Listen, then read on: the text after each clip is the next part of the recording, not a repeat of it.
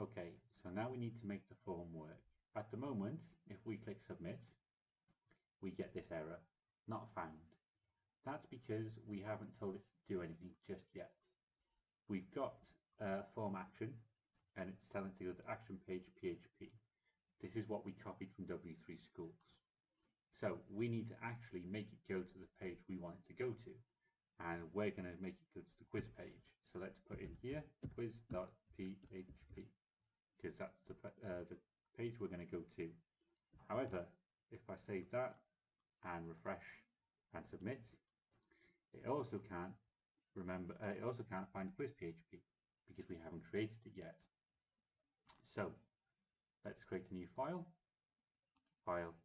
save as, quiz, and then this time we need to save it as a PHP file. So scroll down, there you go, hypertext preprocessor file, PHP, save.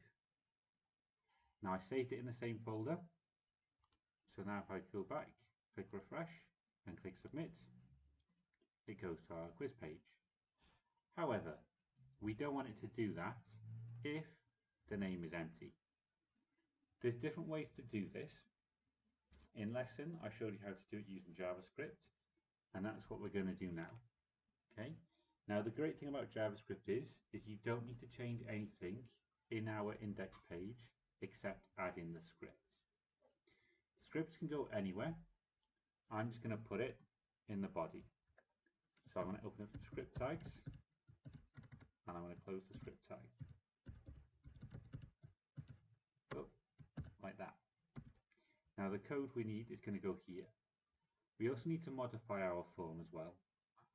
We're going to do something to our form. We're going to add an on-click event. When we click this button, we're going to call a JavaScript function. So if you remember from lesson, we looked at this code. So form on submit, return check name, action equals quiz PHP. So let's copy this code.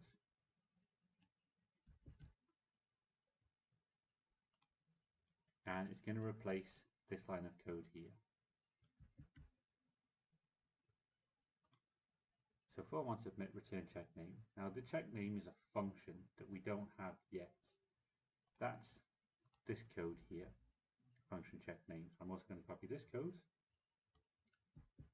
And this is JavaScript. So this goes between our script tags here. There we go. So I'll walk you through what this does. When we click the button, we're going to go to the function check name. See, it lights up. But we're going to get a return value. Now, if the document get element by ID user.value is empty, then we're going to give a window alert saying enter a name please. And we're going to return false.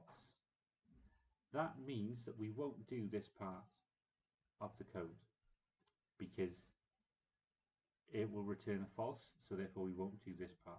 If it doesn't return false, then it will do this part. But we need to change something else at the moment. I've got user here. This is the ID of the text box that we're checking.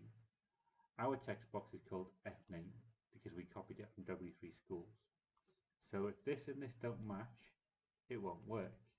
So I'm going to copy this from here and I'm going to put it in here and I'm going to click save. So now we're checking the fname text box to check if it's empty.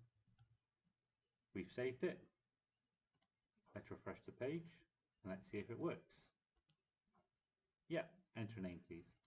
And it doesn't go. So let's put in a name. And now when we click submit, it goes to our quiz page. Now at the moment, there's nothing on our quiz page. We need to do that next.